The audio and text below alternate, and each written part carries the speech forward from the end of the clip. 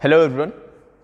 आज हम लोग मैथ्स में पहला सेशन स्टार्ट करते हैं और हम लोग प्रैक्टिस करेंगे जो अभी हाल ही में आपका 12 अप्रैल से 10+2 एसएससी CHSL का एग्ज़ाम स्टार्ट हुआ है।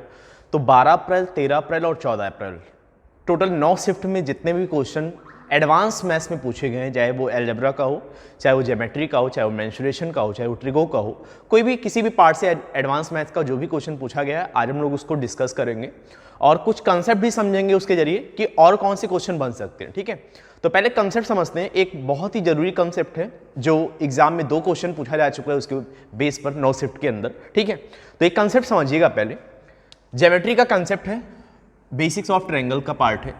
जैसे मान लीजिए एक ट्रायंगल हम यहां पे बना रहे हैं, एक ट्रायंगल हमने बना दिया और मान लेते हैं कि इसकी साइड हमने इसको नाम दे देते हैं ABC।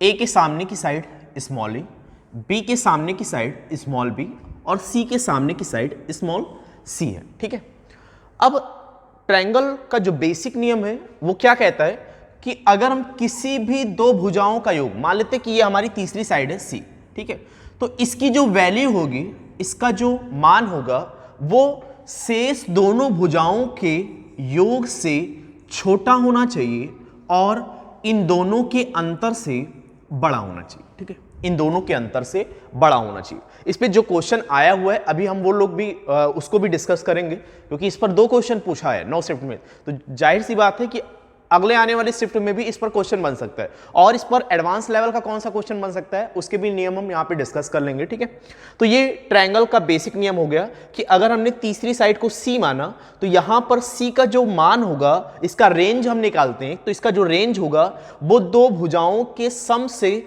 छोटा होगा और उसके डिफरेंस से बड़ा होना चाहिए। तो ये तो बेसिक नियम है, ये किसी भी ट्रायंगल में अप्लाई होना चाहिए, चाहे वो न्यून कोण अक्यूट एंगल ट्रायंगल हो, चाहे वो आपका सम कोण राइट एंगल ट्रायंगल हो, चाहे वो आपका अधिक कोण ऑब्ट्यूज एंगल ट्रायंगल हो, किसी भी पार्ट में ये नियम तो अप्लाई होना ही होना है, क्योंकि ये बेसिक नियम है ट्रायंगल का। ठीक है, अब आते हैं कि अगर कोई ट्रायंगल अक्यूट एंगल ट्रायंगल है,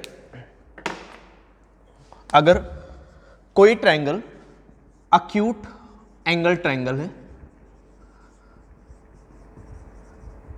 तो उसका नियम क्या होना चाहिए। ठीक है, जैसे मान लेते हैं इसमें फिलहाल ये तो आपका बेसिक नियम हो गया।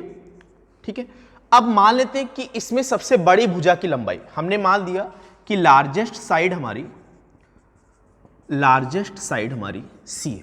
ठीक है, लार्जेस्ट साइड हमारी सी है। तो अगर लार्जेस्ट साइड का स्क्वायर शेष दोनों भुजाओं की स्क्वायर ए स्क्वायर प्लस बी स्क्वायर, ठीक है, अगर लार्जेस्ट साइड का स्क्वायर शेष दोनों भुजाओं के स्क्वायर के सम से छोटा है तो ये नियम होगा अक्यूट एंगल ट्रायंगल का। सेकंड आपका राइट एंगल ट्रायंगल समकोण त्रिभुज, राइट एंगल ट्रायंगल समकोण त्रिभुज। अगर सबसे बड़ी भुजा का स्क्वायर सी का स्क्वायर, हमने लार्जेस्ट साइड को सी माना है, सबसे बड़ी भुजा का स्क्वायर अगर ये बराबर हो जाए शेष दोनों भुजाओं के स्क्वायर की, तो ये आपका हो जाएगा राइट एंगल ट्रायंगल। ठीक है, तीसरा अधिक कोण त्रिभुज या ऑब्ट्यूज एंगल ट्रायंगल, अधिक कोण त्रिभुज या ऑब्ट्यूज एंगल ट्रायंगल।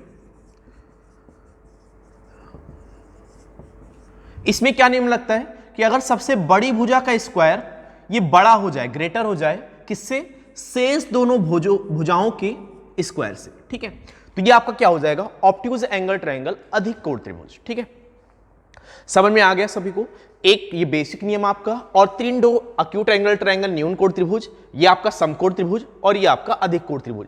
अगर आपसे क्वेश्चन में ये कह दिया जाता है कि वो ट्रायंगल ऑब्ट्यूज एंगल ट्रायंगल है तो आपको ये नियम का भी खास ध्यान रखना है, इसमें ये भी फॉलो होना चाहिए। अभी हम कुछ एग्जाम्पल लेते हैं। तीसरा नियम आपको इसमें क्या समझना है, एक हम एग्जाम्पल लेते हैं।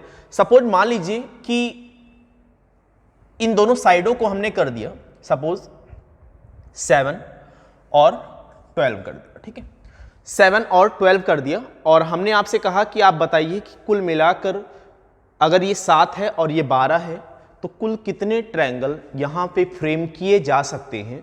आपसे इस ट्रायंगल के बारे में कुछ भी नहीं कहा गया है कि ये अक्यूट एंगल ट्रायंगल है या राइट एंगल ट्रायंगल है या ऑब्ट्यूज एंगल ट्रायंगल है, बस इतना कह दिया गया कि इसकी 2 साइडें 7 और 12 हैं। आप बताइए कि कितने ट्रायंगल फ्रेम हो सकते हैं। तो आप क्या कहेंगे कि अगर मुझे बताना है कि कितने ट्रायंगल फ्रेम हो सकते हैं, तो यहां पे आपको क्या करना है, तीसरी भुजा की जो लंबाई होगी, जो सी का मान होगा वो छोटा होगा 12 और 7 19 से, और बड़ा होगा 12 और 7 के डिफरेंस से 5।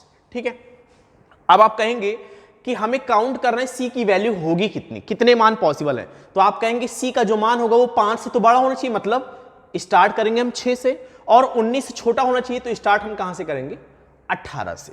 अब आपको ये काउंट करना है कि 6 से लेकर 18 तक कितनी काउंटिंग आ रही है, तो आपको टोटल कितने मिलेंगे, 6 से लेकर 18 तक, यहां पर आपको मिलेगा 13।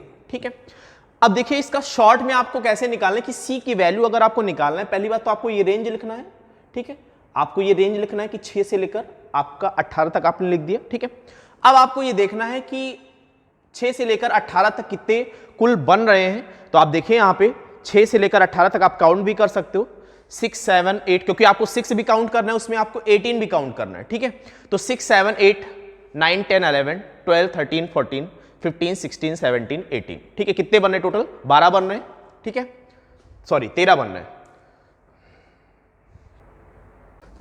तो ये आपके सामने पहला क्वेश्चन लिखा हुआ है जो CHSL एग्जाम का पूछा गया है। ठीक है, चलिए इसको सॉल्व करते हैं, देखते हैं। आपको दिया गया है एक ट्रायंगल में ए और बी, एक ट्रायंगल की साइड्स हैं, और आपको फॉर एग्जांपल दिया गया है कि a into B is equal to 24 है।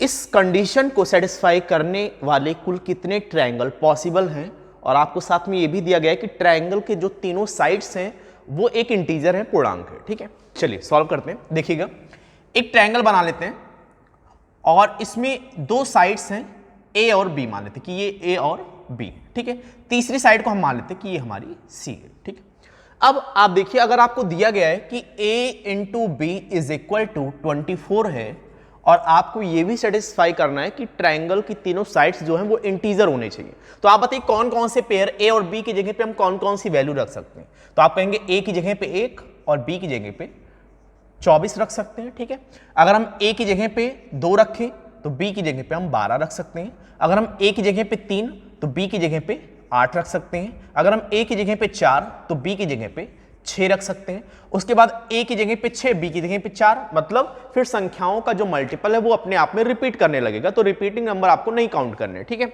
आप बताइए अगर ए का मान 1 है और बी का मान 24 है, तो सी की कौन कौन सी वैल्यू पॉसिबल हो सकती है। तो आप कहेंगे कि सी का जो मान होगा वो 24 और 1 25 से छोटा होना चाहिए, जो मैंने अभी आपको इसके पहले बेसिक नियम बताया था कि 25 से छोटा होना चाहिए, और 24 और 1 की डिफरेंस 23 से बड़ा होना चाहिए। ठीक है, अगर हम इसके अकॉर्डिंग देखें तो C का जो मान होगा वो 12 और 2 14 से छोटा होना चाहिए, 12 और 2 के डिफरेंस से बड़ा होना चाहिए। ठीक है, इसके अकॉर्डिंग हम देखें तो C का जो वैल्यू होगा वो 8 और 3 11 से छोटी होनी चाहिए, और 8 और 3 के डिफरेंस से बड़ी होनी चाहिए। अगर हम इसके अकॉर्डिंग देखें तो C का जो मान होगा वो 6 4 10 से छोटा होना चाहिए, और 6 और 4 के डिफरेंस से बड़ा होना चाहिए। ठीक है, ये हुआ आपका टोटल। ठीक है, तो आप बताइए यहां पर C का कितना मान आएगा, 23 से बड़ा और 25 से छोटा, तो केवल एक ही मान आएगा ना, 24 आएगा C का मान, केवल एक वैल्यू आएगा। ठीक है,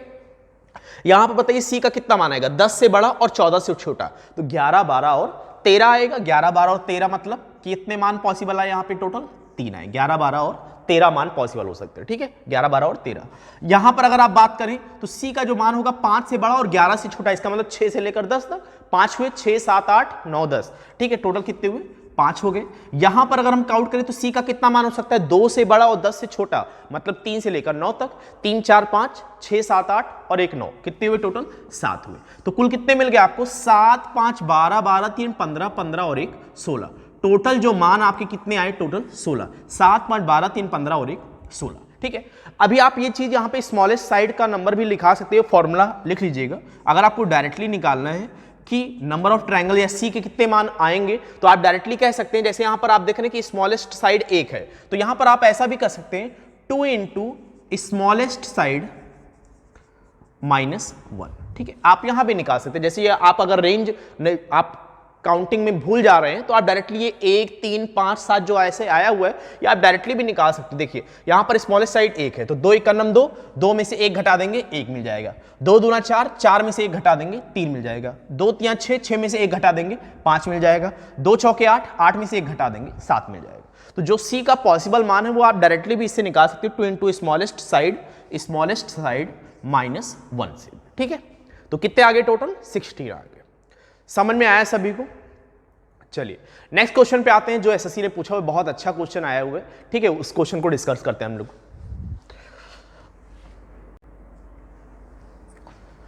सेकंड क्वेश्चन देखिएगा जो एग्जाम में पूछा गया आपके, कह रहा है कितने समद्विबाहु त्रिभुज संभव है, कितने आइसोसेलेस ट्रायंगल पॉसिबल हैं जिनके किन्हीं दो भुजाओं का जो सम है, दो साइड्स का सम है वो 16 सेंटीमीटर 16 सेंटीमीटर है। ऐसे त्रिभुज की कुल संख्या ज्ञात कीजिए, ऐसे ट्रायंगल के टोटल नंबर ऑफ ट्रायंगल ज्ञात कीजिए जो दी गई कंडीशन को सेटिस्फाई करता हो, और ये भी आपको दिया कि ट्रायंगल के जो तीनों साइड्स हैं वो आपके इंटीजर है, पूर्णांक। ठीक है, चलिए बना लेते हैं। आइसोसेलेस ट्रायंगल किसे कहते हैं? समद्विबाहु त्रिभुज किसे कहते हैं?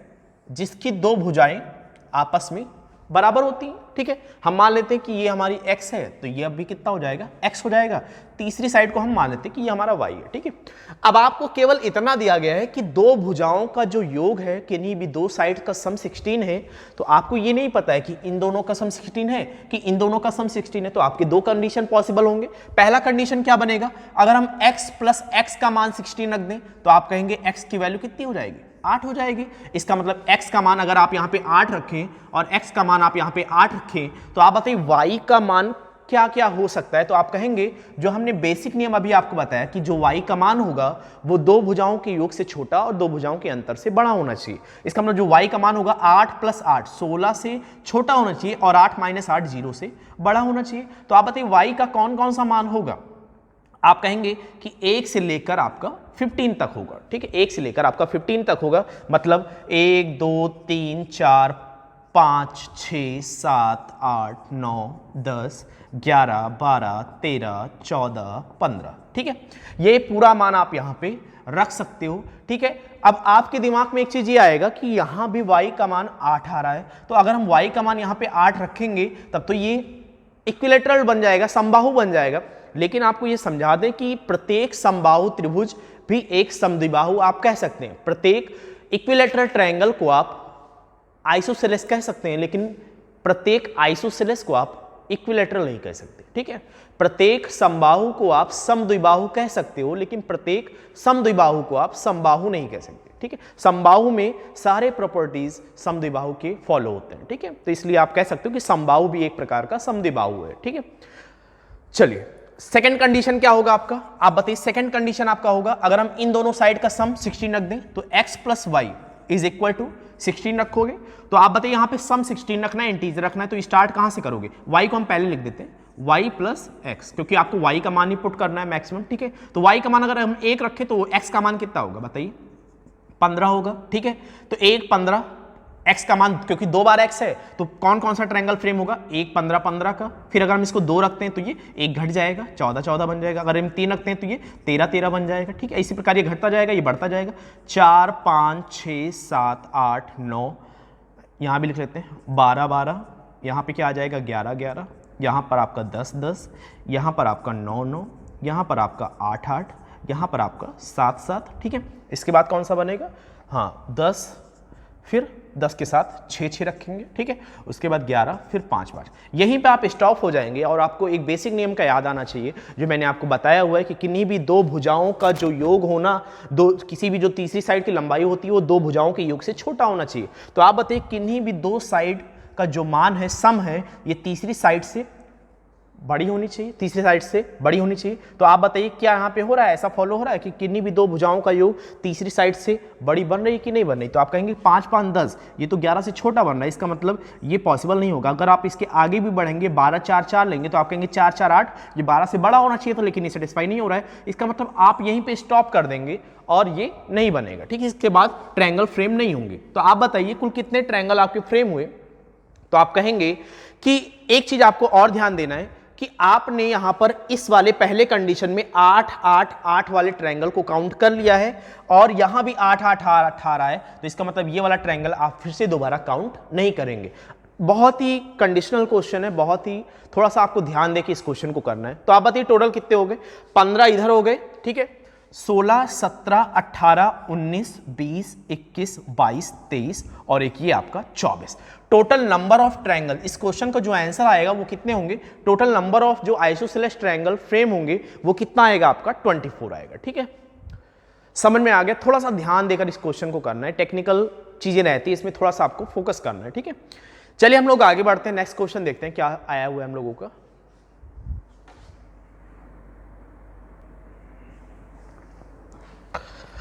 अगला क्वेश्चन आपको देखिएगा, हिंदी में लिखा हुआ है, हम इंग्लिश में समझा देते हैं आपको। ठीक है, आपसे कहा गया है ट्रायंगल एबीसी में side AB is equal to 6√3 दिया हुआ है आपको। BC पर A से एक लंब डाला गया है, A से एक परपेंडिकुलर ड्रॉ किया गया है BC पर। ठीक है, side AD is equal to 9, CD is equal to 3√3। आपको बताना कि एंगल A क्या होगा। ठीक है, एंगल A आपको बताना, एक फिगर हम लोग ड्रॉ कर लेते हैं। एक ट्रायंगल ABC है, एक ट्रायंगल आपको ABC दिया हुआ है। अब आपसे पूछा गया है कि BC पर A से एक परपेंडिकुलर डाला गया, BC पर A से एक परपेंडिकुलर डाला गया इस प्रकार। ठीक है, नाम क्या दिया गया, AD। ठीक है, AD इज इक्वल टू 9 आपको दिया गया है, ये साइड आपको 9 दी गई है। CD इज इक्वल टू 3√3, ये साइड आपको 3√3 दी गई है। और क्या दिया गया, AB आपको दिया गया 6√3, AB का मान आपको दिया गया 6√3। ठीक है, अब आप बताइए, यहां पर हम इसको सॉल्व करते हैं। देखिए, अगर आप ट्रायंगल ABD देखिए तो ट्रायंगल ABD एक राइट एंगल ट्रायंगल है। राइट एंगल ट्रायंगल का हम कंसेप्ट लगा सकते हैं कि हाइपोटेनस का स्क्वायर बराबर होगा परपेंडिकुलर का स्क्वायर प्लस बेस का स्क्वायर। जब आप इसको करेंगे तो आप बताइए BD की लंबाई आपको क्या मिल जाएगी। तो आप कहेंगे कि BD की लंबाई हम आसानी से निकाल सकते हैं कि BD की जो लंबाई होगी वो बराबर होगा √6√3 का होल स्क्वायर माइनस 9 का स्क्वायर। तो आप कहेंगे तो यहाँ पे आपको मिल जाएगा 6 का स्क्वायर 36 या 108 और 9 का स्क्वायर 81। ठीक है, तो आपको मिल जाएगा, फाइनली आपको मिल जाएगा कितना, मिल जाएगा 27। ठीक है, 7 1 8 8 2 10, तो 27 को आप क्या लिख सकते हो, 3√3। ठीक है, मतलब BD की लंबाई भी आपको कितना मिल गया, 3√3 मिल गया। ठीक है, इसका मतलब आप ये समझ जाना चाहिए कि 9 3√3 और 6√3 का ट्रिपलेट होता है। तो आप बताइए, अगर 9 3√3 और 6√3 का ट्रिपलेट होता है तो यहां पर ये 9 ये 3√3, इसका मतलब ये कितना होगा, 6√3 हो जाएगा। अब आप बताइए, अगर ये साइड भी आपकी 6√3 और ये पूरी साइड देखें, अगर ये भी आपका 6√3 और ये पूरी साइड भी आपकी 6√3, तो ये ट्रायंगल कैसा हो गया, ट्रायंगल ABC आपने कह दिया कि ये तो समबाहु बन गया। तो अगर ये समबाहु बन गया, आइसोसेलेस बन गया, सॉरी इक्विलैटरल बन गया, तो इक्विलैटरल ट्रायंगल में हर एंगल कितने डिग्री का होता है, प्रत्येक एंगल आपका 60 डिग्री होता है। ठीक है, प्रत्येक एंगल आपका 60 डिग्री होता है। तो आपका प्रूफ हो गया है, एंगल A का मान कितना आ जाएगा, angle A is equal to 60 degree. ठीक है, ये क्वेश्चन भी 10+2 के एग्जाम का ही पूछा गया रिसेंटली, अभी जो एग्जाम हो रहे हैं उसमें आया हुआ क्वेश्चन है। ठीक है, चलिए आगे बढ़ते हैं हम लोग, नेक्स्ट क्वेश्चन देखते हैं क्या है।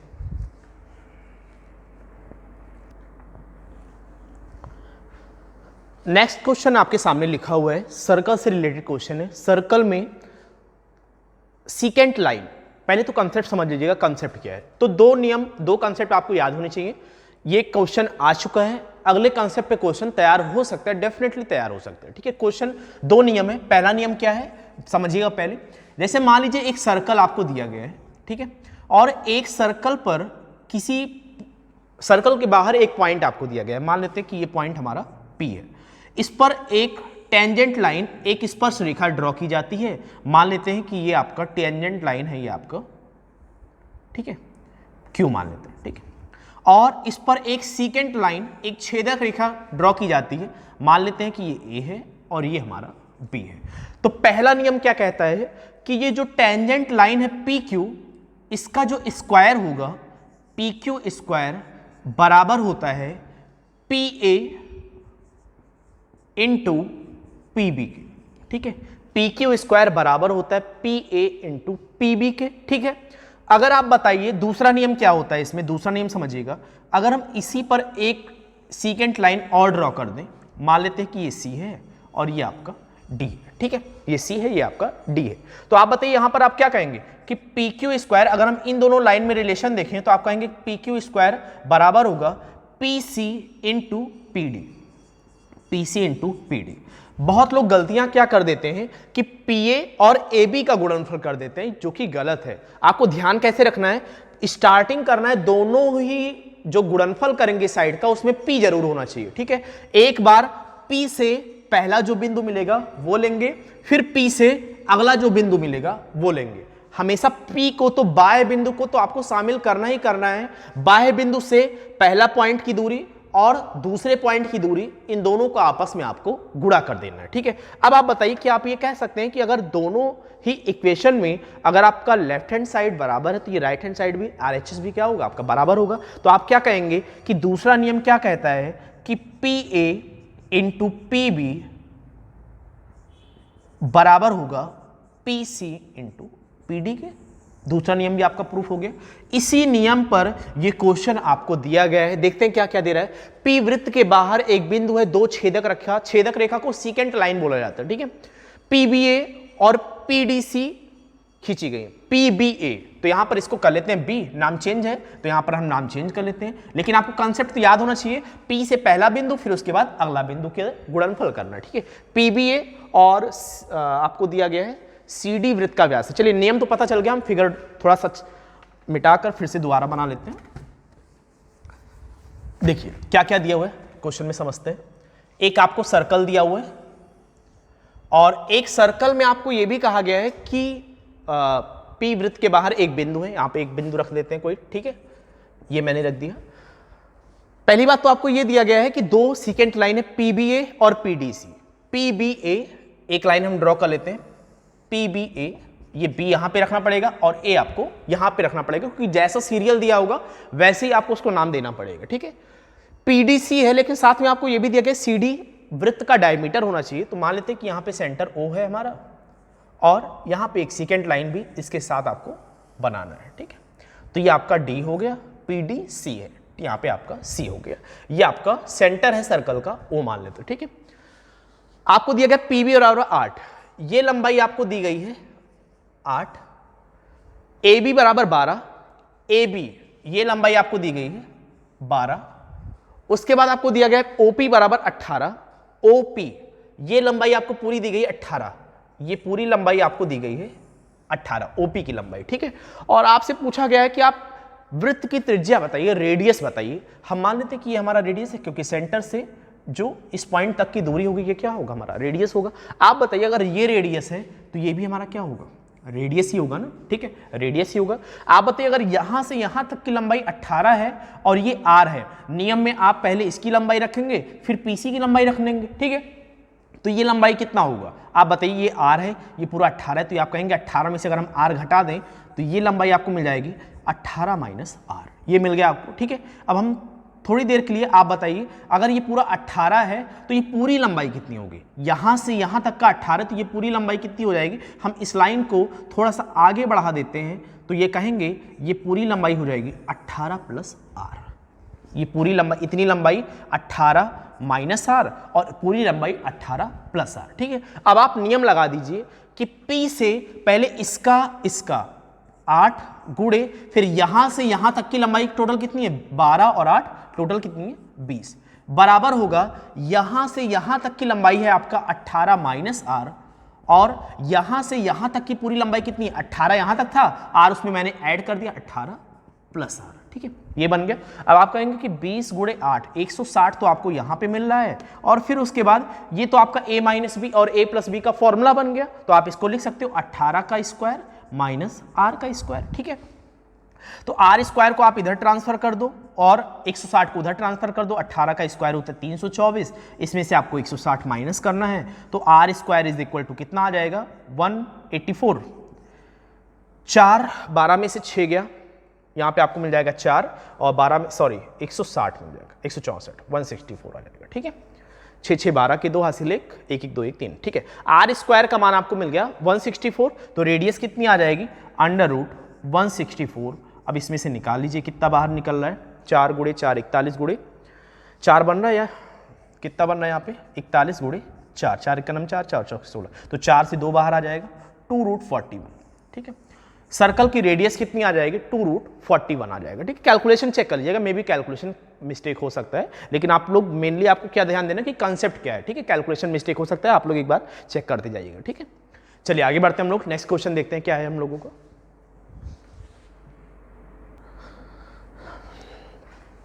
नेक्स्ट क्वेश्चन देखिएगा, आपके सामने लिखा हुआ है, क्या है क्वेश्चन, हम पढ़ देते हैं। एक ट्रायंगल एबीसी में एडी जो बीसी पर माध्यिका है, मतलब मीडियन है, बीसी पर मीडियन एक ड्रॉ की गई है एडी। ठीक है, ईएफजी 3 पॉइंट है एडी पर, एडी को 4 समान 4 इक्वल पार्ट में डिवाइड कर रही है। आपको बताना है ट्रायंगल बीएफजी का एरिया और ट्रायंगल एबीसी के एरिया का रेशियो आपको बताना है। हम एक ट्रायंगल फ्रेम कर लेते हैं। एक ट्रायंगल आपको एबीसी दिया हुआ है, ठीक है, एक ट्रायंगल एबीसी दिया गया है, बीसी पर एडी एक मीडियन ड्रॉ की गई है। ठीक है, बीसी पर एडी एक मीडियन ड्रॉ की गई है। पहली बात तो आप ये समझ लीजिएगा मीडियन कहते किसे हैं। ठीक है, किसी भी साइड के मिड पॉइंट को सामने वाले वर्टेक्स शीर्ष से मिलाने वाली जो रेखा होती है वो इसको क्या कहलाती है, मीडियन कहलाती है। और मीडियन पर अगर तीनों मीडियन जिस पॉइंट पे आके मिलते हैं वो ट्रायंगल का क्या कहलाता है, ये होता है इसका सेंट्रॉयड। ठीक है, सेंट्रॉयड इस मीडियन को 2:1 में डिवाइड करता है। साथ साथ अगर तीनों, ये आपने पहला नियम, सेंट्रॉयड मीडियन को 2:1 में डिवाइड करता है। अगला क्या है, सेंट्रॉयड इसको इक्वल पार्ट में डिवाइड करता है। ठीक है, इक्वल एरिया में डिवाइड करता है, मतलब टोटल 6 पार्ट में अगर तीनों हम मीडियन को ड्रॉ कर दें तो टोटल 6 पार्ट में डिवाइड हो रहा है, ये इक्वल पार्ट में इसको डिवाइड करता है। ठीक है, यहां पे देखते हैं क्या नियम लग रहा है, क्या क्या दिया हुआ है आपको। ठीक है, फिलहाल सेंट्रॉयड में इतने पार्ट होते हैं, और भी चीजें होती है, मीडियन की लंबाई से रिलेटेड फॉर्मूला होता है, तो वो देखेंगे कौन कौन सा क्वेश्चन आया हुआ है। ठीक है, एक ट्रायंगल आपको एबीसी दिया हुआ है और आपको दिया गया कि एडी एक मीडियन है। ठीक है, और ईएफजी एडी को 4 इक्वल पार्ट में डिवाइड कर रहा है। तो ईएफजी मान लेते हैं, ये ई है, ये एफ है और ये जी है। ईएफजी इसको 4 इक्वल पार्ट में डिवाइड कर रहा है। 4 इक्वल पार्ट में डिवाइड करने का मतलब क्या हुआ कि यहां पर ए बराबर है, ई एफ बराबर है, एफ जी बराबर है जी डी के। ठीक है, आपने एक नियम पढ़ा होगा जिस कॉन्सेप्ट का यूज आपको करना है कि अगर हम बात करें कि अगर ये इसका मिड पॉइंट है तो ये 1:1 होगा। अगर साइड का रेशियो 1:1 में डिवाइड हो रहा है तो इसका एरिया भी 1:1 में ही डिवाइड होगा। अगर साइड का रेशियो 1:1 में तो इसका एरिया भी क्या होगा, बराबर होगा, 1:1 में होगा। तो इसी नियम का आपको यूज करना है। आपको क्या बताना है, BFG का एरिया। चलिए पहले हम बना लेते हैं इसको, चलिए इसको मिला ही देते हैं यहाँ पे। ठीक है, ठीक है, आप बताइए, पहली बात तो आपने कहा एडी एक मीडियन है, इसका मतलब ये मिड पॉइंट होगा। अगर ये मिड पॉइंट है तो ये 1:1 में डिवाइड होगा। अगर ये 1:1 में डिवाइड है तो इसका मतलब क्या हुआ, इसका एरिया 1 यूनिट और इसका एरिया भी 1 यूनिट होगा, मतलब इधर का एरिया और इधर का एरिया आपस में क्या होगा, बराबर होगा। ठीक है, आप बताइए, आपने कहा कि AEEF और GD ये आपस में बराबर है, तो ये F क्या होगा, ये F मिड पॉइंट होगा। तो आप बताइए, अगर ये F मिड पॉइंट है, अगर हम कहें कि AF का E मिड पॉइंट है और ये G जो है ये FD का मिड पॉइंट है, तो आप बताइए अगर ये आपस में 1:1 बना रहे हैं तो इसका एरिया भी 1:1 में होगा कि नहीं।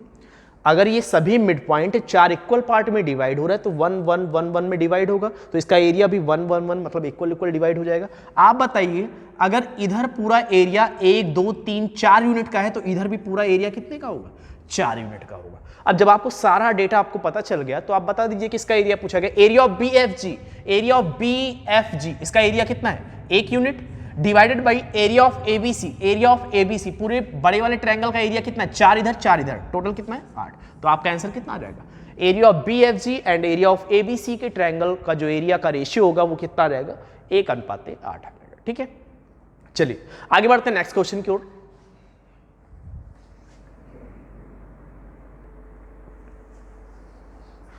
चलिए नेक्स्ट क्वेश्चन देखते हैं हम लोगों का क्या है।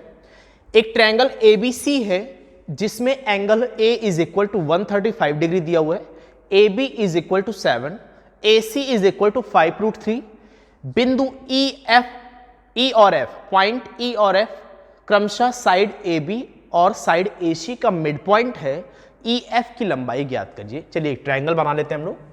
एक ट्रायंगल आपका है ABC, ठीक है, एक ट्रायंगल आपका ABC है। इसमें आपको angle A is equal to आपको दिया गया 135 डिग्री, 135 डिग्री। आपको AB की लंबाई 7 दी गई है, ये पूरी लंबाई आपको 7 दी गई है, ये पूरी लंबाई आपको 5√3 दिया गया है, ठीक है। और E और F, AB और AC के मिड पॉइंट है, ये इसके मिड पॉइंट है E और F। आपसे EF की लंबाई पूछी गई है, तो आप मिड पॉइंट थ्योरम का भी कंसेप्ट लगा सकते हो यहाँ पे, लेकिन बात यह है कि मिड पॉइंट थ्योरम का कंसेप्ट आप तभी लगा सकते हो जब आपको ये लंबाई पता हो। ये लंबाई जब आपको पता ही नहीं है तो आप इसकी लंबाई डायरेक्टली नहीं निकाल सकते, ठीक है। मिड पॉइंट का कंसेप्ट क्या है कि अगर ये दोनों मिड पॉइंट है तो ये दोनों रेखाएं आपस में समांतर हो जाएंगी। जब ये दोनों रेखाएं आपस में समांतर हो गई तो ट्रायंगल AEF और ट्रायंगल ABC ये आपस में क्या होंगे, सिमिलर हो जाएंगे। फिलहाल सिमिलरिटी आपको पूरा पढ़ना पड़ेगा मिड पॉइंट के लिए, ठीक है। अगर ये सिमिलरिटी प्रूफ होगा तो अगर ये पूरी लंबाई 2 यूनिट होती है तो ये पूरी लंबाई कितनी होती है, 1 यूनिट होता है, ठीक है।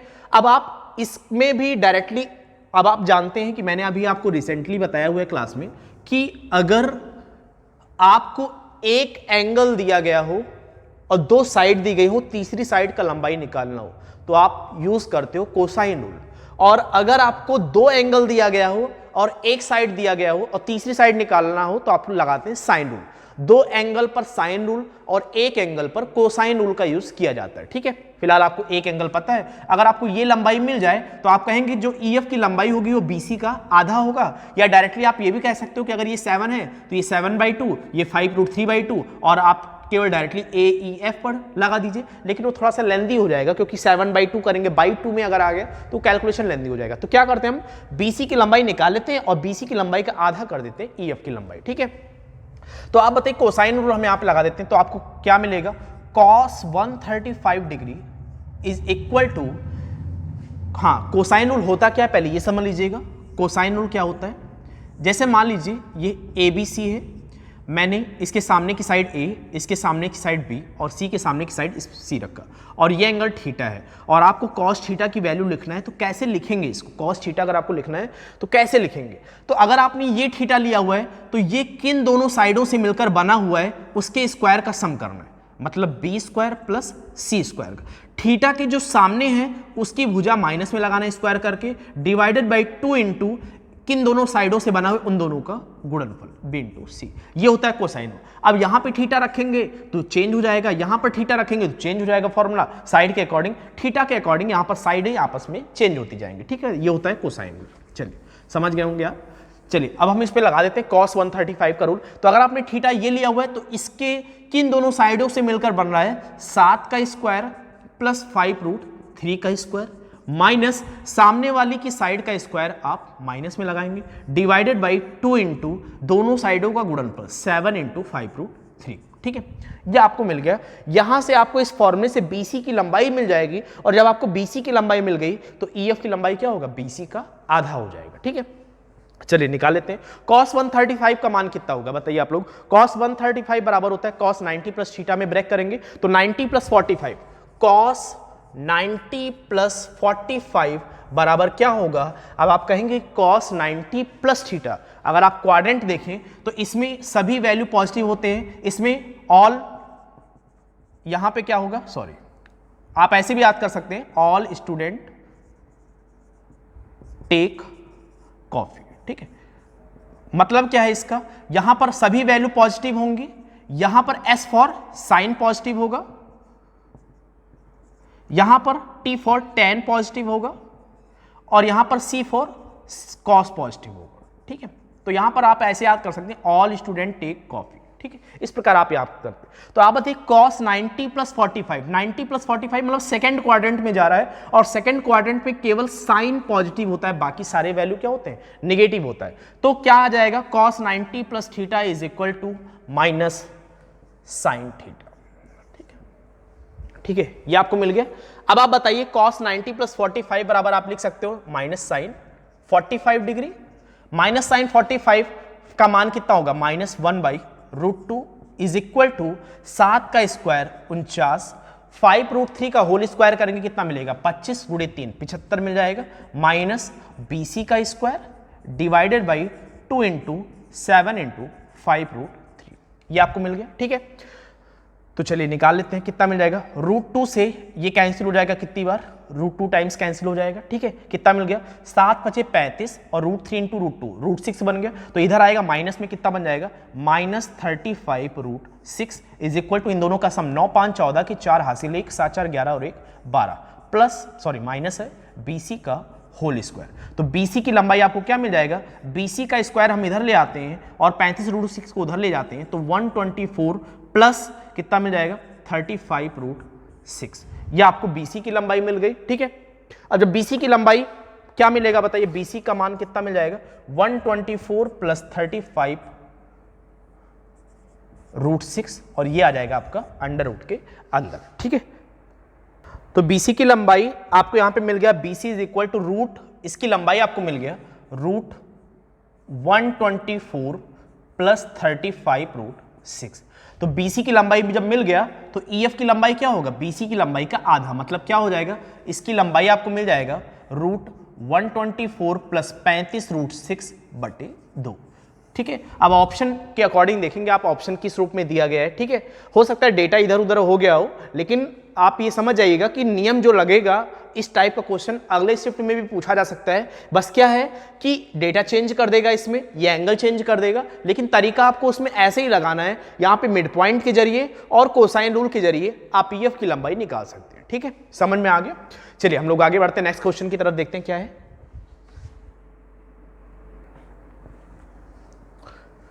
नेक्स्ट क्वेश्चन देखिएगा आपके सामने, एक सम चतुर्भुज, एक रोम्बस आपको दिया गया है जिसके साइड की जो लंबाई है उसके एक विकर्ण के बराबर है।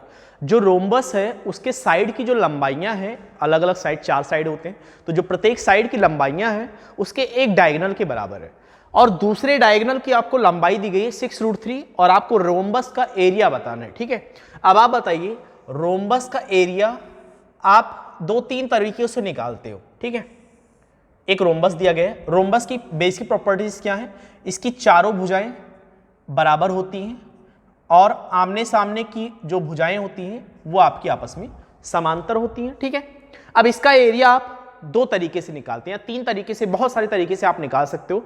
देखिए कौन कौन सा तरीका होता है इसका एरिया, क्योंकि रोम्बस पर अगर क्वेश्चन आया हुआ है तो उसके सारे कंसेप्ट देख लेते हैं, उस पर आगे भी क्वेश्चन बन सकता है। ठीक है, अगर हम मान लेते हैं कि इसका हमने डायगोनल ड्रॉ कर दिया, 2 डायगोनल है इसके, मान लेते हैं कि इसका डायगोनल एक D1 और एक D2 है। ठीक है, तो इसका एरिया का फॉर्मूला क्या होता है, area of rhombus is equal to, area of rhombus is equal to half into D1 into D2 होता है। पहला फॉर्मूला तो ये हो गया जिस पर ये क्वेश्चन आपको लगाना है। दूसरा फॉर्मूला कैसे निकाला जा सकता है, ठीक है, आप बताइए, अगर हम इसकी साइड को थोड़ी देर के लिए A मान लें, इसकी साइड को हमने थोड़ी देर के लिए A मान लिया और ये एंगल आपको दिया गया हो, ये एंगल आपको थीटा दिया गया हो। ठीक है, ये एंगल आपको थीटा दिया गया हो, तो आप बताइए अगर हम इस वाले ट्रायंगल की बात करें, इस वाले ट्रायंगल की बात करें, पहले कंसेप्ट आप देख लीजिए फिर हम क्वेश्चन सॉल्व करते हैं। अगर हम इस वाले ट्रायंगल की बात करें, आप बताइए अगर आपको ये एंगल थीटा दिया गया हो और ये साइड A और ये साइड A, तो इस ट्रायंगल का एरिया क्या होगा, आप कहेंगे ट्रायंगल का एरिया होगा half into sine theta into दोनों साइडों का गुणनफल A²। ट्रायंगल का एरिया थीटा के अकॉर्डिंग ये भी लिख सकते हो। अब आप ये भी जानते हो कि ट्रायंगल का जो डायगोनल होता है, सॉरी रोम्बस का जो डायगोनल होता है वो इसको इक्वल पार्ट में डिवाइड करता है, मतलब जो एरिया इसका होगा वही एरिया इसका भी होगा। तो पूरे रोम्बस का एरिया क्या होगा, अगर हम 2 से गुणा कर दें तो पूरे रोम्बस का एरिया मिल जाएगा साइन थीटा इंटू A²। तो आप कहेंगे 2 से 2 कैंसिल हो जाएगा, तो एरिया ऑफ रोम्बस का दूसरा फॉर्मूला क्या आएगा, एरिया ऑफ रोम्बस का दूसरा फॉर्मूला आपका आएगा, आपको कोई भी एंगल दी गई हो A² साइन थीटा। दूसरा रोम्बस का एरिया का फॉर्मूला क्या आएगा, A² साइन थीटा। एक फॉर्मूला और भी होता है कि अगर आपको इसका एंगल दिया गया हो, ये एंगल फिलहाल आप ये समझ लीजिएगा कि रोम्बस का जो डायगोनल होगा, रोम्बस का डायगोनल एक दूसरे को 90 डिग्री पर बाइसेक्ट करता है। ठीक है, रोम्बस का एंगल जो है वो 90 डिग्री पर बाइसेक्ट करता है। तो अगर आपको एरिया निकालना है या आपको इसकी साइड निकालना है, तो एक तरीके से आप यहां पर आप देखिए ये वाला ट्रायंगल, ये वाला ट्रायंगल जो है अगर ये 90 डिग्री है तो ये वाला ट्रायंगल क्या होगा, समकोण त्रिभुज होगा, राइट एंगल ट्रायंगल होगा। अगर आपको राइट एंगल ट्रायंगल में मान लीजिए आपको ये साइड दी गई है और आपको ये डायगोनल दिया गया है, पूरा डायगोनल दिया गया, तो ये डायगोनल एक दूसरे को समद्विभाजित करता है। मतलब अगर ये पॉइंट देखें तो ये इसको इक्वली डिवाइड करेगा और ये पॉइंट इसको इक्वल डिवाइड करेगा, ठीक है। अगर ये लंबाई पूरा d1 है तो ये लंबाई कितनी हो जाएगी, d1/2 हो जाएगा। तो आप बताइए अगर आपको एरिया ऑफ रोम्बस निकालना है तो अगर ये लंबाई पता चल जाए तो आप ये कह सकते हो कि इसका जस्ट डबल होगा d2 की लंबाई और आप फॉर्मूला लगा दोगे area of rhombus half d1 d2 का। तो ये लंबाई कैसे मिलेगा, ये लंबाई आपको कैसे मिलेगा, अगर आपको d1 की लंबाई दी गई हो और a की लंबाई दी गई हो तो आप बताइए तो ये लंबाई कितनी हो जाएगी, d1/2 और ये लंबाई a, तो ये लंबाई आप पाइथागोरस थ्योरम से निकाल सकते हो, ठीक है। तो अगला फॉर्मूला फिर आपका तैयार हो जाएगा, वो साइड के अकॉर्डिंग होगा, ठीक है। तो बहुत सारे तरीकों से एरिया पूछा जा सकता है, डायगोनल पूछा जा सकता है, या आपसे किसी भी पार्ट का जोन का एरिया पूछ लिया गया। बस आपको ध्यान क्या क्या देना है इसमें, पहली बात तो डायगोनल इक्वल डिवाइड करते हैं, ठीक है। डायगोनल एक दूसरे को 90 डिग्री पर बाइसेक्ट करते हैं। अगला, चारों भुजाएं बराबर होती हैं, ठीक है, और आमने सामने की भुजाएं समांतर होती हैं। दूसरा, अगला आपका क्या है, दो एरिया के फॉर्मूला होता है, रोम्बस का एरिया निकालने का दो फॉर्मूला होता है, ये दोनों फॉर्मूला आपको याद रखना है। इस पर क्वेश्चन आ चुका है, ये क्वेश्चन भी इस पर बन सकता है एंगल देके, ठीक है। चलिए हम क्वेश्चन सॉल्व करते हैं। क्वेश्चन आपका क्या है, आपको एक रोम्बस दिया गया है, चलिए बना लेते हैं। एक रोम्बस आपको दिया गया,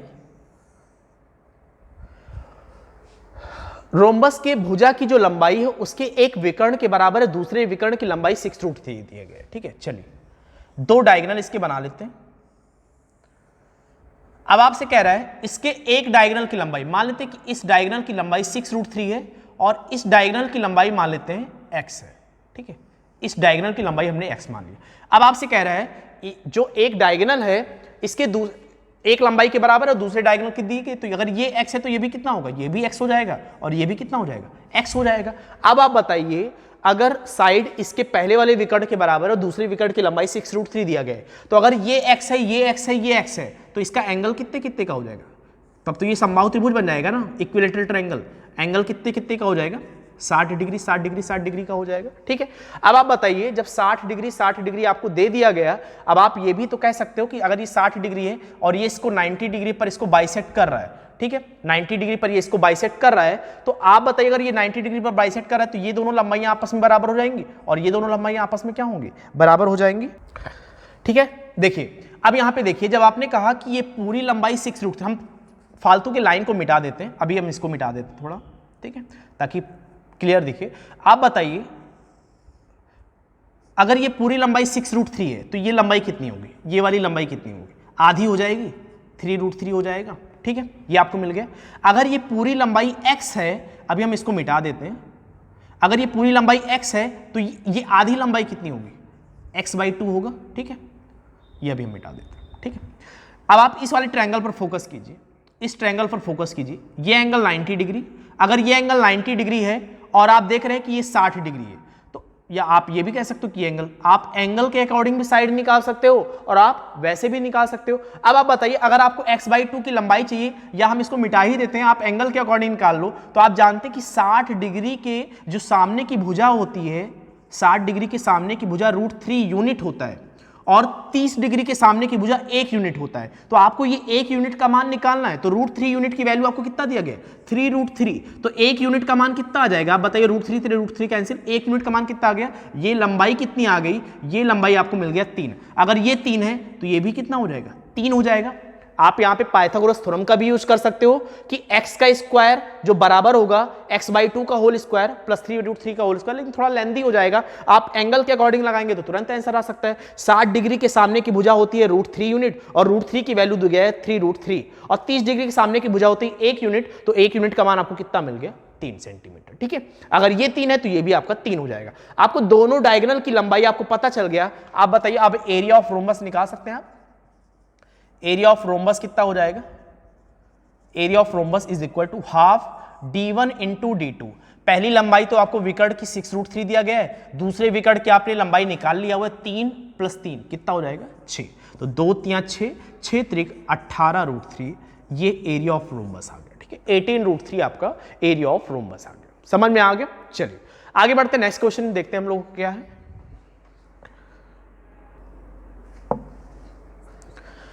चलिए नेक्स्ट क्वेश्चन देखते हैं हम लोग। सर्कल का क्वेश्चन है। एक सर्कल का सेंटर ओ दिया गया है, एक सर्कल के बाहर एक पॉइंट है ए, बिंदु ए से दो स्पर्शरेखा, दो टेंजेंट लाइन ड्रॉ की जाती है ए बी और ए सी। आपको angle B A C is equal to 118 degree दिया गया, एंगल ओ बी सी आपके बारे में पूछा गया। पहले तो इसके हम तीन कंसेप्ट देखते हैं जो इस पर क्वेश्चन पूछा गया है एग्जाम में, जो आ रहा है लगातार, ठीक है। तीन कंसेप्ट देखिएगा इसके जो अधिकतर एसएससी पूछता है, ठीक है। तीन कंसेप्ट देखिएगा। मान लेते हैं एक सर्कल आपको दिया गया, ठीक है, एक सर्कल है, ये पहला कंसेप्ट है, ठीक है। अभी इस पर तीन कंसेप्ट आपको हम बताएंगे। तीनों कंसेप्ट पे क्वेश्चन लगातार पूछे जा रहे हैं, मेंस में भी आया हुआ है और प्री में भी अधिकतर क्वेश्चन आ रहा है, ठीक है। मान लीजिए इस पर एक पॉइंट ये है और इस पर दो टेंजेंट लाइन ड्रॉ की जा रही है, ठीक है। दो टेंजेंट लाइन ड्रॉ की जा रही है और आपसे दिया गया कि ये सेंटर ओ है। पहली बात तो अगर ये एंगल थीटा होता है तो ये एंगल आपका 180 माइनस थीटा होता है, ये पहला कंसेप्ट, ठीक है। अगर ये एंगल थीटा तो ये एंगल 180 माइनस थीटा। दूसरा कंसेप्ट क्या है, सेकंड कंसेप्ट समझिएगा, ठीक है। सेकंड कंसेप्ट है अगर एक टेंजेंट लाइन इस प्रकार ड्रॉ कर दी जाए, दो टेंजेंट लाइन इस प्रकार ड्रॉ कर दी जाए, ठीक है, और एक टेंजेंट लाइन हम यहां पे ड्रॉ कर दें, ठीक है, एक टेंजेंट लाइन हम यहां पे ड्रॉ कर दें और अगर ये एंगल आपको थीटा दिया गया है और मान लेते कि ये सेंटर है। अब पॉइंट पहले वाले फिगर में हमने टेंजेंट पॉइंट, टेंजेंट लाइन जिस पॉइंट पर लाई कर रहा है हम वहां से ये लाइन खींचे हैं, लेकिन अब यहां पर ये हम जो बाइसेक्ट कर रहा है हम इसको मिला देते हैं, ठीक है, हम इसको मिला देते हैं। अगर इस प्रकार का फिगर बन रहा है जिसमें आपको तीन टेंजेंट लाइन दी गई, एक, दो और एक, ये तीन, और जो टेंजेंट लाइन को स्पर्श कर रहा है, काट रहा है, बाइसेक्ट कर रहा है, वहां से सेंटर को हमने मिला दिया। अगर ये एंगल थीटा है तो ये एंगल आपका कितना होगा, 180 माइनस थीटा बाई 2 होगा। ये बहुत बार आ चुका है ये क्वेश्चन, 2017 के मेंस में आया हुआ है, 18 मेंस में आया हुआ, 19 मेंस में आया हुआ है, प्री में भी आया हुआ है। तीसरा नियम समझिएगा, तीसरा कंसेप्ट जिसपे एसएससी सबसे ज्यादा क्वेश्चन पूछता है, ठीक है। अगला देखिएगा सर्कल के ऊपर, ठीक है, हम यहां पे बना लेते हैं, ठीक है। अब इसको चलिए पहले दो कंसेप्ट समझिएगा कैसे आया हुआ है ये, फिर हम आगे बढ़ते हैं, ठीक है। ये 180 माइनस थीटा क्यों आएगा, कैसे आएगा, इसको देखिएगा। जैसे मान लीजिए कि अगर हम इसको मिला दें, अगर हम मान लें ये पहली बात तो टेंजेंट पॉइंट है तो इस पर 90 डिग्री बनेगा, ठीक है। अगर आप देखिए अगर ये पूरा एंगल हमने थीटा माना हुआ है तो ये ट्रायंगल और ये ट्रायंगल सर्वांगसम हो जाएंगे, ठीक है, सर्वांगसम हो जाएंगे। सर्वांगसम क्यों होंगे आप ये भी प्रूफ कर सकते हो, उसका ये 90 डिग्री इसके बराबर है और ये रेडियस है, ये भी रेडियस है और टेंजेंट लाइन आपस में बराबर होती हैं, तो आप कह सकते हैं साइड एंगल साइड से ये दोनों ट्रायंगल आपस में सर्वांगसम कॉन्ग्रुएंट हो जाएंगे। और जब कॉन्ग्रुएंट हो गए तो इसके तीनों एंगल इसके तीनों एंगल के बराबर हो जाएंगे, इसकी तीनों साइड इसके तीनों साइड के बराबर हो जाएंगे, ठीक है। अब आप देखिएगा अगर हमने ये थीटा माना तो ये एंगल कितना हो जाएगा, थीटा बाई 2, ये एंगल भी कितना हो जाएगा, थीटा बाई 2 हो जाएगा, ठीक है। अब आप बताइए अगर ये 90 है, ये थीटा बाई 2 है, तो ये एंगल कितना बचा, 90 माइनस थीटा बाई 2 बचा, और ये एंगल भी कितना हो जाएगा, 90 माइनस थीटा बाई 2 बच जाएगा। अब आप कहेंगे या आप वैसे भी प्रूफ कर सकते थे, आप यहां पर ये ना लिख के तब भी आपका ये कितना आया, आप बताइए 90 minus theta by 2, 90 minus theta by 2 कितना मिल गया, 180 माइनस थीटा मिल गया। या आप क्वाड्रिलेटरल से भी प्रूफ कर सकते थे आसानी से कि आप इसको मिटा दीजिए और आप कह सकते हैं कि ये एंगल थीटा दिया हुआ है तो ये एंगल 90 होगा, तो 90 90 180, इन दोनों का सम कितना होगा 180। अगर ये थीटा है तो ये कितना हो जाएगा 180 माइनस थीटा हो जाएगा। आप क्वाड्रिलेटरल से भी प्रूव कर सकते हैं क्योंकि क्वाड्रिलेटरल के चारों का सम कितना होगा 360 होगा। ये हुआ पहला, ठीक है। अब आप ये समझिएगा ये कैसे 180 माइनस थीटा बाई 2 आएगा। ये चीजें आपको याद रखती हैं डायरेक्टली, क्वेश्चन टाइम पे ये सब बहुत चीजें काम आती हैं। अगर हम इसको मिला दें, आप बताइए अगर हम इसको भी मिला दें, अब जैसे आपने वहां पे कॉन्ग्रुएंट सिद्ध किया हुआ था उसी प्रकार ये ट्रायंगल जो है आपस में, ये जो चार ट्रायंगल बन रहे हैं, एक ये वाला ट्रायंगल, ठीक है, एक ये वाला ट्रायंगल, एक ये वाला ट्रायंगल और एक ये वाला ट्रायंगल, ये आपस में कॉन्ग्रुएंट होंगे। कॉन्ग्रुएंट क्यों होंगे उसको समझिएगा। आप देखिए ये इस पर 90 बन रहा है, ये इस पर सर्कल जो सेंटर है, पॉइंट है जिस पे टेंजेंट लाइन ड्रॉ की जा रही है, ये इस पे 90 बनेगा, ठीक है। अब आप बताइए ये रेडियस और ये रेडियस और ये दोनों साइड कॉमन है, ठीक है, तो आप क्या कहेंगे ये दोनों ट्रायंगल कॉन्ग्रुएंट है कि नहीं, कॉन्ग्रुएंट है। अगर ये दोनों कॉन्ग्रुएंट है तो उसी प्रकार ये दोनों कॉन्ग्रुएंट हो जाएंगे। और आपने ये भी प्रूफ किया हुआ था कि ये पूरा लाइन ये पूरा ट्रायंगल और ये पूरा ट्रायंगल, ये भी कॉन्ग्रुएंट, तो ये चारों आपस में क्या होंगे, कॉन्ग्रुएंट हो जाएंगे। जब चारों आपस में कॉन्ग्रुएंट हो जाएंगे तो ये एंगल, ये एंगल, ये एंगल और ये एंगल आपस में क्या हो जाएगा, बराबर हो जाएगा। अगर ये थीटा है तो आप कहेंगे अगर हम इसको 4 इक्वल पार्ट में डिवाइड करें तो ये हो जाएगा 180, क्योंकि ये पूरा एंगल क्या हो जाएगा 180 माइनस थीटा, और 4 इक्वल पार्ट में डिवाइड करना तो 180 minus theta by 4, 180 minus theta by 4, 180 minus theta by 4 और 180 माइनस थीटा बाई 4। ये चारों एंगल मैंने इक्वल इक्वल डिवाइड कर दिया। तो ये बीच वाला एंगल आपको बताना है, तो बीच वाला एंगल कितना आएगा आप बताइए, 180 minus theta by 4 plus 180 minus theta by 4 कितना मिल जाएगा आपको, 2 से गुणा कर देंगे तब भी आपको मिल जाएगा 180 माइनस थीटा बाई 2। तो अगर ये फिगर ये एंगल पूछता है तो 180 माइनस थीटा बाई 2, अगर ये पूरा एंगल पूछता है तो 180 माइनस थीटा होगा। ठीक है, चलिए और तीसरा वाला नियम देख लेते हैं, फिर हम इस क्वेश्चन पे आते हैं। जो तीसरे नियम पे सबसे ज्यादा क्वेश्चन एसएससी ने पूछा हुआ है उसको देखिएगा, बहुत ज्यादा क्वेश्चन उस पर एसएससी ने दिया हुआ है। तीसरा कंसेप्ट देखिएगा, मोस्ट इंपॉर्टेंट है। मान लीजिए एक सर्कल आपको दिया गया है और इस पर एक डायमीटर है, मान लेते हैं ए बी है, ठीक है, इस पर एक डायमीटर है और मान लेते हैं कि इसको हम आगे बढ़ा देते हैं।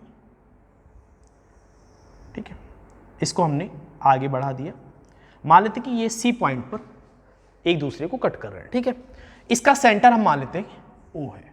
आपको ये एंगल दिया जाएगा, मान लीजिए ये एंगल थीटा है और आपसे इस एंगल के बारे में पूछेगा, इस एंगल के बारे में पूछेगा। आपने प्रैक्टिस किया होगा, ये क्वेश्चन काफी बार आपको मिला होगा। ठीक है, तो अगर ये एंगल थीटा दिया गया है तो ये एंगल अगर आपको डायरेक्टली निकालना है तो ये क्या होगा, इसका भी डायरेक्टली फॉर्मूला लिख लीजिएगा, हम समझा दे रहे हैं। अगर हम इसको इस पॉइंट से मिला दें तो आप बताइए ये एंगल तो 90 होगा।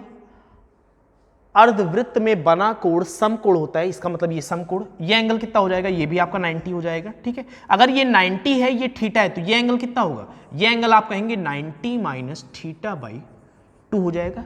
ये एंगल आपका 90 माइनस थीटा बाई 2 हो जाएगा। अब आप बताइए, अब हम इसको, ये वाला लाइन देखिए, ये वाला आर्क देखिए, इस आर्क पर एक ये बन रहा है परिधि पर कोण और एक बन रहा है केंद्र पर बना कोण। तो नियम क्या है, नियम है आपका केंद्र पर बना कोण परिधि पे बने कोण का जस्ट डबल होता है। अगर ये 90 माइनस थीटा बाई 2 है तो ये एंगल इस एंगल का दोगुना होगा। मतलब अगर हम आपको नाम दे दें, ये P और Q नाम दे दें, तो आप कहेंगे कि एंगल POQ जो बराबर होगा, एंगल POQ जो बराबर होगा 90 माइनस थीटा बाई 2 का जस्ट डबल होगा। ठीक है, तो कितना मिल जाएगा, 2 का गुणा करेंगे यहां पे मिल जाएगा 180 और 2 से इसमें गुणा कर देंगे तो ये कितना बच जाएगा, 2 से 2 कैंसिल, कितना आ जाएगा 180 माइनस थीटा। ठीक है, समझ में आ गया। तो यहां भी आपको वो नियम याद रखना है कि अगर ये थीटा है तो ये एंगल कितना होगा, 180 माइनस थीटा। कई बार ये क्वेश्चन आ चुका है, फिर से हम समझा देते हैं कि ये इस पर 90 डिग्री का एंगल बनाएगा, ये 90, तो ये थीटा, अगर ये थीटा है तो ये कितना बचा, एक मिनट गलती हो गई यहाँ पे थीटा बाई 2 नहीं होगा, गलती हो गई यहाँ पे। ठीक है, अगर ये 90 है, ये 90 है तो ये कितना होगा थीटा, और अगर ये थीटा है तो ये कितना बन जाएगा 90 माइनस थीटा बन जाएगा। ठीक है, अगर ये 90 माइनस थीटा है तो ये इसका जस्ट डबल होगा, यहाँ पे चेंज कर लीजिएगा, गलती हो गई यहाँ पे, कंसेप्ट में गलती हो गई। ठीक है, ये थीटा तो ये 90 माइनस थीटा, अब जब इसका डबल करेंगे तो कितना होगा 90 माइनस थीटा इंटू 2, तो कितना आ जाएगा आंसर 180 माइनस 2 थीटा। ये जो एंगल आएगा ये आपका एंगल कितना आएगा 180 माइनस 2 थीटा आएगा। यहाँ पे चेंज कर लीजिएगा, 90 माइनस थीटा बाई 2 नहीं होगा, वो कुछ और दिमाग में था। ठीक है, वो गलती हो गई। तो ये अगर थीटा ये 90 तो ये होगा आपका 90 माइनस थीटा, और ये एंगल जस्ट इसका डबल होगा, तो ये अगर डबल कर देंगे तो ये कितना बनेगा 90 माइनस थीटा का डबल 180 माइनस 2 थीटा। ये आपने प्रूफ कर दिया। ठीक है, तो तीनों कंसेप्ट आप बहुत अच्छे से याद कर लीजिएगा। एक 180 माइनस थीटा, एक सेकंड वाला जो मैंने आपको लिखवाया 180 माइनस थीटा बाई 2, और तीसरा क्या है आपका 180 माइनस 2 थीटा। ठीक है, चलिए अब इस क्वेश्चन पे आते हैं। इस क्वेश्चन में क्या दिया हुआ है,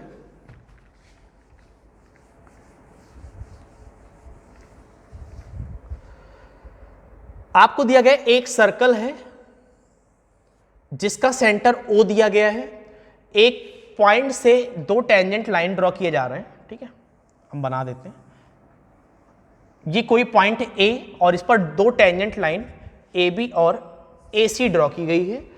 आपसे कहा गया है BAC अगर ये एंगल 118 डिग्री है तो आपसे पूछा गया एंगल OBC, सेंटर है उसका O, एंगल OBC वो पूछा गया, इसको हम मिला देते हैं, एंगल OBC, ये वाला एंगल आपको बताना है, एंगल OBC के बारे में बताना है। तो डायरेक्टली आप निकाल सकते हो, आप बताइए ये रेडियस है, ये भी रेडियस है, ये दोनों आपस में क्या होंगे, बराबर हो जाएंगे। अगर ये 118 डिग्री तो ये कितना बचा, कितना बच गया 62, ये आपका बच गया 62 डिग्री, ठीक है। 118 तो मैंने आपको क्या बताया था, ये होगा आपका 180 माइनस थीटा, तो 180 में से 118 घटा देंगे, ये एंगल आपका कितना आ गया 62। अब आप बताइए अगर इन तीनों का जो सम होगा, इन तीनों का सम जो है 180 के बराबर होगा, अगर 180 में से हम 62 निकाल देंगे तो बचा आपका 118 डिग्री। अब ये दोनों बराबर होंगे कि नहीं, क्योंकि अगर भुजाएं बराबर है तो इनके सामने का कोण भी आपस में क्या होगा, बराबर हो जाएगा। इसके सामने का ये कोण, इसके सामने का ये कोण आपस में बराबर हो जाएगा, तो ये कितना हो जाएगा 59 डिग्री ये हो जाएगा, 59 डिग्री ये हो जाएगा। तो आपका आंसर क्या आ जाएगा, angle OBC is equal to 59 degree, ठीक है। तो क्वेश्चन भी कीजिए, क्वेश्चन के साथ साथ अदर कंसेप्ट भी देखते चलिए कि और किस पर क्वेश्चन बन सकते हैं, ठीक है। तो तीनों कंसेप्ट पे क्वेश्चन आ सकता है, तीनों क्वेश्चन आप ध्यान में रखिएगा। चलिए आगे बढ़ते हैं नेक्स्ट क्वेश्चन की ओर।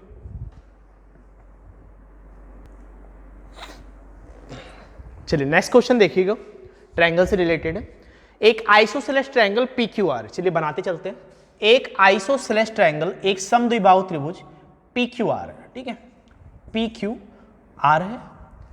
आपको PQ और PR की लंबाई बराबर दी गई है, ये भी 25 है, ये भी आपका 25 है।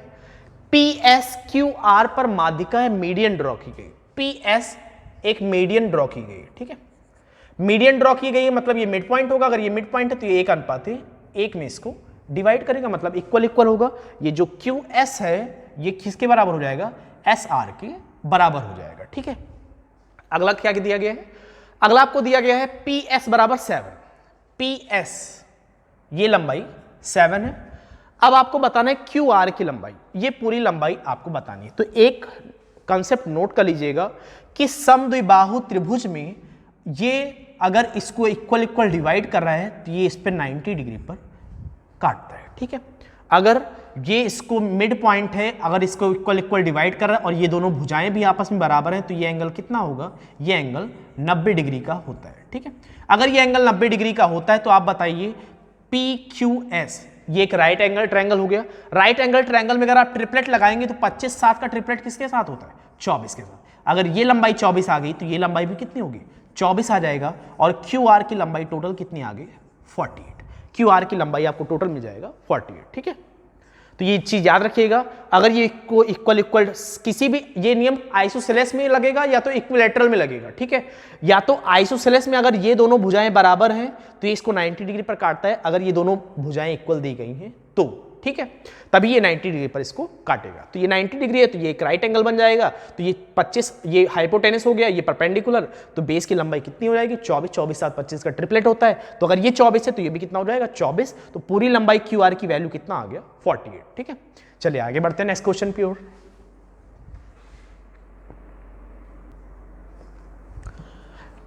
नेक्स्ट क्वेश्चन आपके सामने अलजेब्रा का क्वेश्चन है, ठीक है।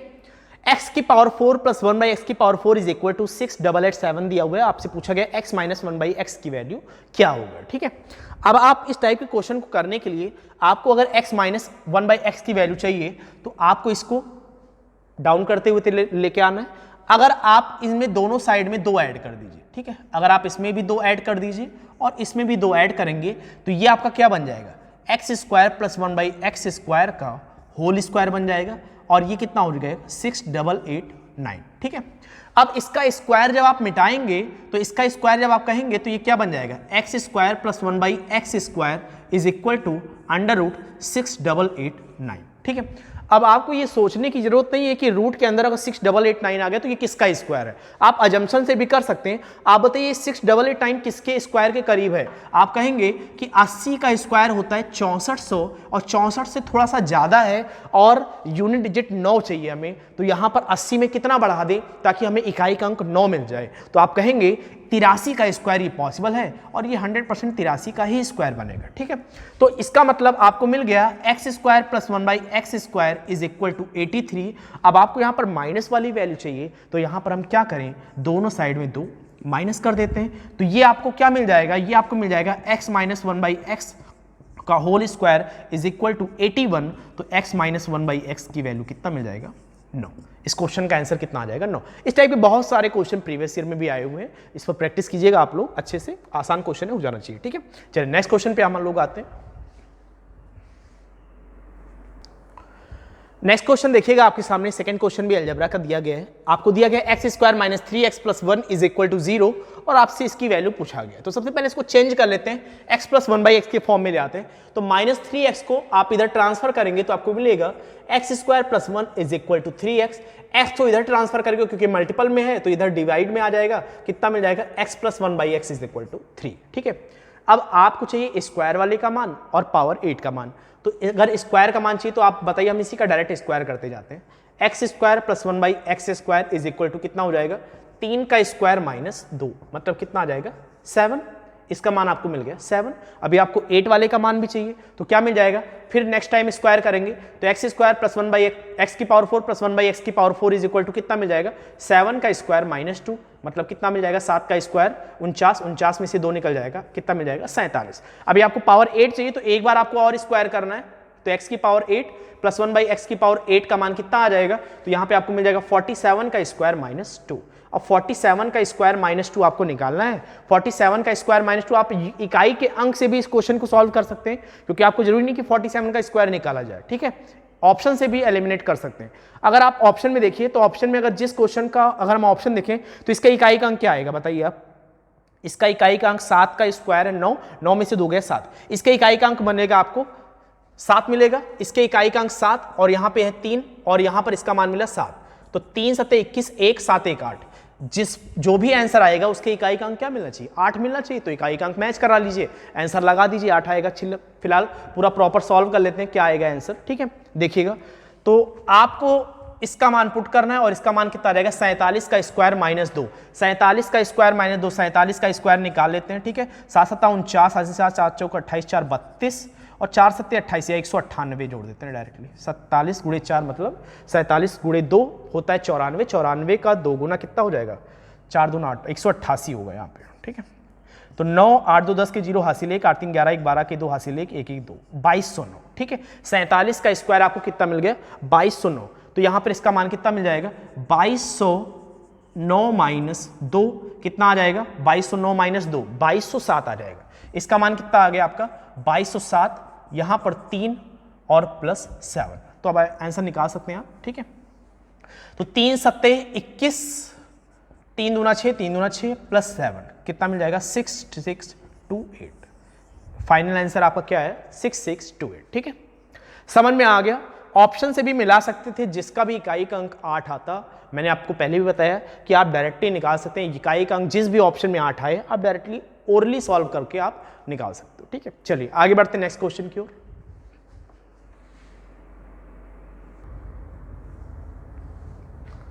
नेक्स्ट क्वेश्चन देखिएगा, आपके सामने लिखा हुआ है। अभी मैंने इस टाइप के क्वेश्चन आपसे डिस्कस किए हुए थे। एक रोम्बस का पेरीमीटर आपको दिया गया है 148। ठीक है, एक रोम्बस बना लेते हैं और इसका पेरीमीटर आपको दिया गया है 148। तो रोम्बस के चारों साइड इक्वल डिवाइड होते हैं। अगर 148 को चारों साइडों में इक्वल डिवाइड कर देंगे तो आप बताइए एक एक साइड को कितना कितना मिलेगा? 37 37 मिलेगा। एक एक साइड को 37 37 आपको मिल जाएगा। ठीक है, अब 37 37 जब आपको मिल गया, अब आप बताइए, आपको दिया गया है कि इसके विकर्णों में से एक की लंबाई 24 है। इसके विकर्णों में से एक की लंबाई 24 है। दोनों डायगोनल बना लेते हैं। ठीक है, और आपसे पूछा गया है कि रोम्बस का एरिया बताइए क्या होगा। तो आप जानते हैं कि रोम्बस इसके डायगोनल इसको 90 डिग्री पर बाइसेक्ट करते हैं, 90 डिग्री पर बाइसेक्ट करते हैं। अगर हम मान लेते कि इसकी साइड जो है वो 24 है, ये पूरी लंबाई 24 है, तो ये कितना हाफ कितना हो जाएगा? 12। दूसरी लंबाई आपको नहीं पता है, इसका मतलब अगर हम इसकी लंबाई को x मान लें तो ये लंबाई भी कितनी हो जाएगी? x हो जाएगी। ठीक है, अब आप ये यहां पर 37 देखिए, ये 37 है, ये 12 है और ये 90 डिग्री का एंगल बना रहा है। इसका मतलब 37 ये का स्क्वायर बराबर होगा 12 का स्क्वायर प्लस x का स्क्वायर। अब x का मान आपको निकालना है। फिलहाल x का मान कितना होगा? 35 होगा, क्योंकि आप याद कर लीजिए 12 35 और 37 का एक इंपॉर्टेंट ट्रिपलेट होता है। ठीक है, 12 35 और 37 का एक इंपॉर्टेंट ट्रिपलेट होता है। तो आप बताइए ये लंबाई आपको कितनी मिल गई? x की लंबाई आपको कितनी मिल गई? 35। तो ये लंबाई भी कितनी हो जाएगी? 35 हो जाएगा, 12 35 37 का ट्रिपलेट होता है, तो ये लंबाई 35, तो ये लंबाई भी कितनी हो जाएगी, 35 हो जाएगी। अब आप बताइए, अगर ये 35 है, ये 35 है, पूरी लंबाई कितनी मिल गई, 70। एक डायगोनल की लंबाई आपको 70 मिल गई और दूसरे डायगोनल की लंबाई आपको क्वेश्चन में दिया गया है 24। तो इसका एरिया कैसे आ जाएगा, एरिया होता है हाफ D1, D1 मतलब कितना आ जाएगा, एक डायगोनल 70 और दूसरा डायगोनल 24, ठीक है। तो आप निकाल लीजिए, 2 से कैंसिल हो जाएगा आपका 12 बार और 12 सत्ते 84। रोम्बस का एरिया कितना मिल जाएगा आपको, 840 मिल जाएगा, 840 मिल जाएगा, ठीक है। तो रोम्बस के सारे कॉन्सेप्ट समझ लीजिएगा, बहुत ही मैंने अभी आपको बेसिक बताया कि कैसे कैसे आते हैं रोम्बस में, और भी क्वेश्चन आ सकते हैं इस टाइप के क्वेश्चन, ठीक है। तो आप लोग सॉल्व कीजिएगा। आज के लिए हम लोग इस वीडियो में इतना ही रखते हैं। आगे जो भी क्वेश्चन एग्जाम में पूछे जा रहे हैं, जो भी अच्छे क्वेश्चन आएंगे, वो सारे क्वेश्चन हम लोग कवर करेंगे, ठीक है। चाहे वो अलजेब्रा का क्वेश्चन हो, चाहे मेंसुरेशन का हो, चाहे ज्योमेट्री का हो, ठीक है। वो सारे क्वेश्चन हम लोग कवर करेंगे। आगे हम लोग नेक्स्ट वीडियो में मिलते हैं। आज के लिए इतना ही, थैंक यू।